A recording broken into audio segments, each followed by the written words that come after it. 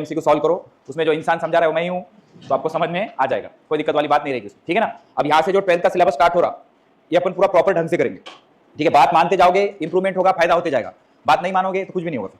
समझ में आ रहा है? मैं ज्यादा जबरदस्ती नहीं करने वाला हूँ, करना है करो, नहीं करना है मत करो, योर लाइफ योर रूल्स। समझ आ रहा है कि नहीं? तो वीडियो ढंग से देखो, एंड मैं किसी को उसकी लिंक भी नहीं डालूंगा, मैं आपका नौकर नहीं हूँ, पहले ही समझाया था मैंने। जाओ ढूंढो, एक दूसरे को शेयर करो।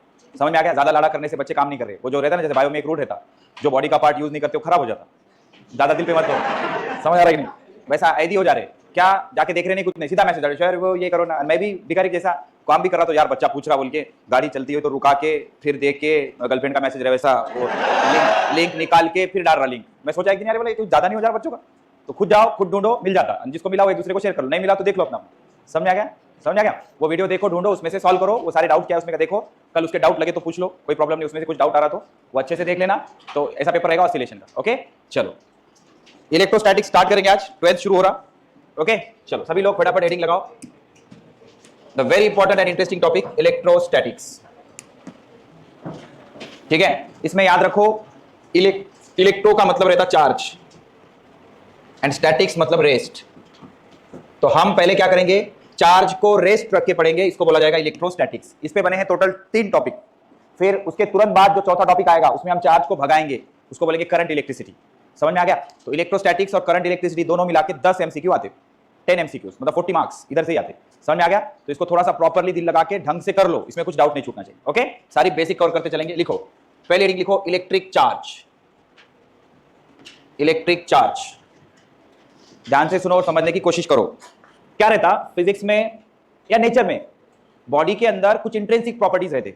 जैसे मेरे अंदर इंट्रिंसिक प्रॉपर्टी क्या है, पढ़ाने की, तुम्हारे अंदर इंट्रिंसिक प्रॉपर्टी क्या है, नहीं पढ़ने की। वेरी गुड, ओके समझ आ रहा है? तो ये जो चार्ज है, चार्ज बॉडी की इंट्रिंसिक प्रॉपर्टी है, चार्ज मास की इंट्रिंसिक प्रॉपर्टी है, जिसके वजह से वो एक दूसरे पे कूलम्बियन फोर्स लगाते। जैसे कि दो मास एक दूसरे को अट्रैक्ट कर रहे, तो इसका रीजन हो सकता है ग्रेविटेशनल फोर्स।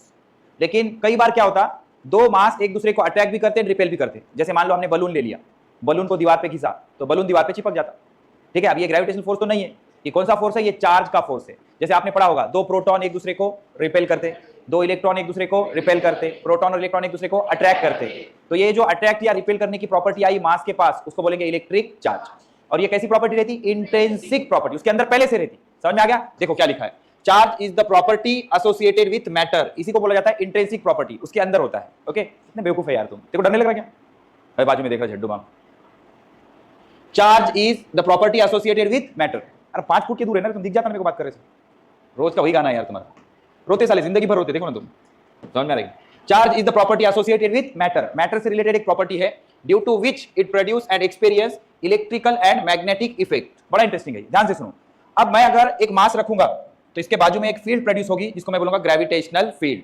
अगर मैं इसके अंदर दूसरा मास लाऊंगा तो ये मास इसको अपनी तरफ अटैक कर लेगा। ऐसे ही अगर मैं एक चार्ज रखता हूं, तो इसके बाजू में एक फील्ड प्रोड्यूस होगी, इसको क्या बोलूंगा मैं, इलेक्ट्रिक फील्ड। अगर इसमें मैं एक छोटा सा चार्ज रखूंगा और दोनों सेम नेचर के होंगे तो ये इसको ढकेलेगा, एंड ये अगर अपोजिट होगा तो इसको क्या करेगा, अट्रैक्ट करेगा। तो इसको क्या बोलेंगे, इलेक्ट्रिकल इफेक्ट। इलेक्ट्रिकल इफेक्ट, अच्छा बड़े मजे की बात है, इससे ही मैग्नेटिक इफेक्ट आता। ये कहां से आया सर? बड़ा इंटरेस्टिंग, ध्यान से सुनो। आपने 10th में पढ़ा होगा, वायर में से करंट जा रहा, बाजू में मैग्नेटिक नीडल रखे तो डिफ्लेक्ट हो रहा। समझ आ रहा? तो वायर में से करंट जा रहा मतलब इलेक्ट्रॉन, चार्ज की वजह से ही क्या प्रोड्यूस होता, मैग्नेटिक इफेक्ट। चार्ज की वजह से क्या होता, मैग्नेटिक इफेक्ट, ठीक है। तो क्या बोल रहा है, charge is the property associated with matter. किसकी प्रॉपर्टी है, मैटर की प्रॉपर्टी है, due to which it produce and experience electrical and magnetic effect, जिसकी वजह से क्या आता, इलेक्ट्रिकल एंड मैग्नेटिक इफेक्ट आता। द एक्सेस और deficiency of electron in a body is the cause of net charge on body. ये समझाता हूं मैं पहले, आप लिखो चार्ज की definition.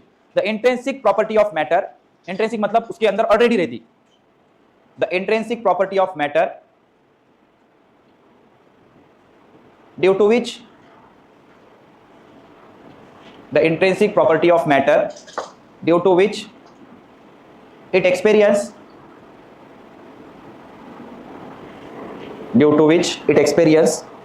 electrical force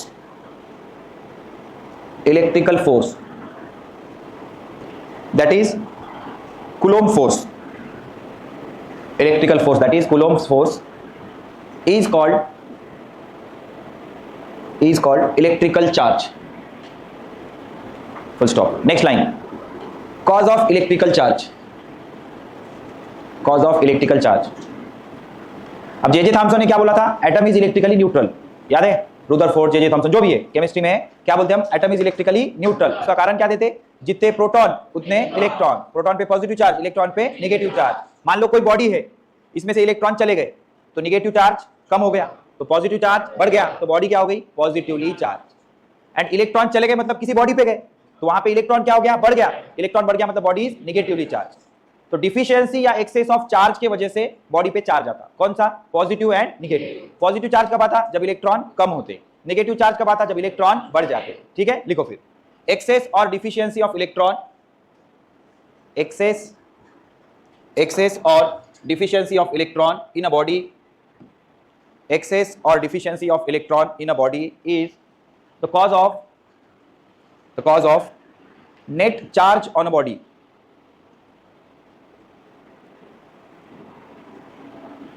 Net charge on a body. Charge किसको बोलेंगे? चार्ज एक प्रॉपर्टी है किसकी? मास की। कैसी? इंट्रिंसिक, जिसकी वजह से दो बॉडी में क्या आता? इलेक्ट्रिकल फोर्स, कूलम का फोर्स आता। कॉज क्या है बॉडी पे चार्ज आने का? इलेक्ट्रॉन का कम होना या इलेक्ट्रॉन का ज्यादा होना। ठीक है, लिखो types of charge. Types of charge लिखो, there are two types of charge. Number 1 positive charge. Positive charge, तो बॉडी पे पॉजिटिव चार्ज कब आएगा? जब number of electron is less than number of proton. Number of electron is less than number of proton, तो body पे कौन सा charge आएगा? पॉजिटिव। ठीक है। नंबर 2 नेगेटिव चार्ज, तो नेगेटिव चार्ज कब आएगा? जब number of electron is greater than number of proton, तो बॉडी पे कैसा चार्ज आएगा? Negative. Body is said to be negatively charge if number of electron is greater than number of proton.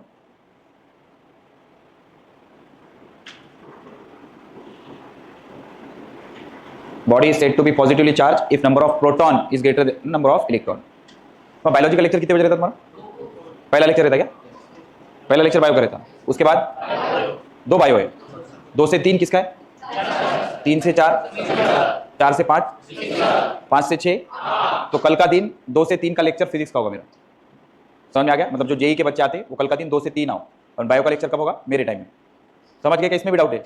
हाँ, कल का दिन 2 से 3 में फिजिक्स का लेक्चर होगा। ठीक है। तो बॉडी पे कितने चार्ज रहते हैं? 2, positive charge and negative charge. Positive charge मतलब नंबर ऑफ प्रोटॉन ज्यादा, मतलब electron come, and negative charge मतलब नंबर ऑफ इलेक्ट्रॉन ज्यादा। चार्ज किसको बोलते हैं? बॉडी के अंदर अगर मास है तो उसमें ही एक प्रॉपर्टी रहती जिसके वजह से एक दूसरे पे इलेक्ट्रिकल फोर्स लगाते। 2 पॉजिटिव चार्ज बॉडी एक दूसरे को रिपेल करती, 2 नेगेटिवली चार्ज बॉडी एक दूसरे को रिपेल करती। एक पॉजिटिव एक नेगेटिव है तो क्या करती? अटैक करती। ठीक है। अच्छा, आगे बढ़ते हैं। देखो क्या है भाई? एसआई यूनिट ऑफ चार्ज जो है वो कूलम है एंड डायमेंशन 80। ध्यान से सुनना। करंट क्या रहता? Q/T। Rate of flow of charge is called as current. I is equal to Q/T। Class 8 में फॉर्मूला है। तो Q इज इक्वल टू क्या हो गया? I into T। Q मतलब चार्ज, I मतलब करंट, और T मतलब टाइम। ये लिख लो पहले। I is equal to Q/T, Q is equal to I into T। Q मतलब चार्ज, I मतलब करंट, T मतलब time.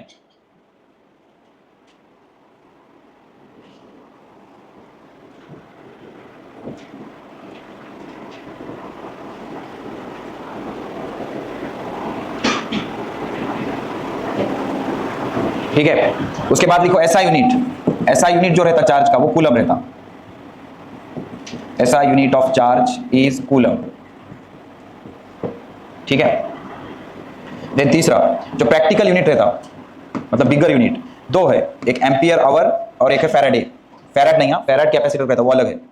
Practical unit, practical unit बड़ी सिंपल सी बात है। देखो चार्ज में क्या है? Current into time. अगर डायमेंशन की बात करते हो आप, dimension of charge is equal to current into time. Current मतलब एम्पियर, एम्पियर का डायमेंशन क्या रहते हैं? A1, टाइम के डायमेंशन T1।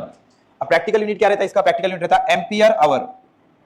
एम्पियर आवर मतलब एक जगह अगर आप 1 एम्पियर का करंट 1 घंटे के लिए भेजते हो, 1 एम्पियर का करंट 1 घंटे के लिए भेजते हो, तो जितना चार्ज जाएगा उसको क्या बोलेंगे? Ampere hour. अच्छा, कूलम में क्या छुपा होगा? Ampere second. सही है कि नहीं? कूलम में क्या छुपा होगा? Ampere second. करंट का ऐसा यूनिट एम्पियर, टाइम का सेकंड, तो ये क्या हो गया? Ampere second. एम्पियर सेकंड की जगह हम क्या कर रहे हैं? Ampere hour. तो 1 घंटे में कितने सेकंड रहते हैं? 3600 सेकंड। तो क्या बोलेंगे? Practical unit is ampere hour. Ampere hour is nothing but 3600 coulomb. 3600 coulomb. कैसे आया सर? ध्यान से सुनो। एम्पियर आवर को क्या करेंगे? एम्पियर इंटू 3600 सेकंड, और एम्पियर सेकंड ही क्या है? कूलम है। तो क्या आ गया? 3600 कूलम। एम्पियर आवर मतलब 3600 कूलम। और एक यूनिट रहता बड़ा यूनिट, वो रहता फैराडे। एंड 1 फैराडे, डायरेक्ट याद रखो, इस पे सवाल आ चुके हैं। 1 faraday is equal to 96,500 coulomb. ये केमिस्ट्री में भी यूज हो गया क्या? इलेक्ट्रोकेमिस्ट्री टॉपिक में। इलेक्ट्रोकेमिस्ट्री है कि कट गया टॉपिक? है क्या, फिजिकल केमिस्ट्री में आएगा, उसमें यूज होता है फैराडे 96,500 कूलम। इस पे बड़े न्यूमेरिकल बनते उधर केमिस्ट्री में।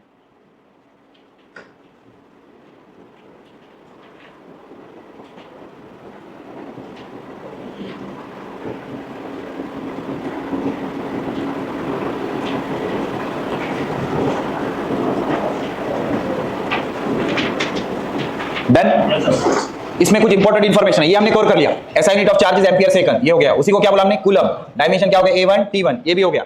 एक फैराडे में कितना रहता है, 96,500 कूलम, ये भी हो गया। इसका प्रैक्टिकल यूनिट क्या है, एम्पियर आवर, उसमें कितने रहते हैं, 3600 कूलम।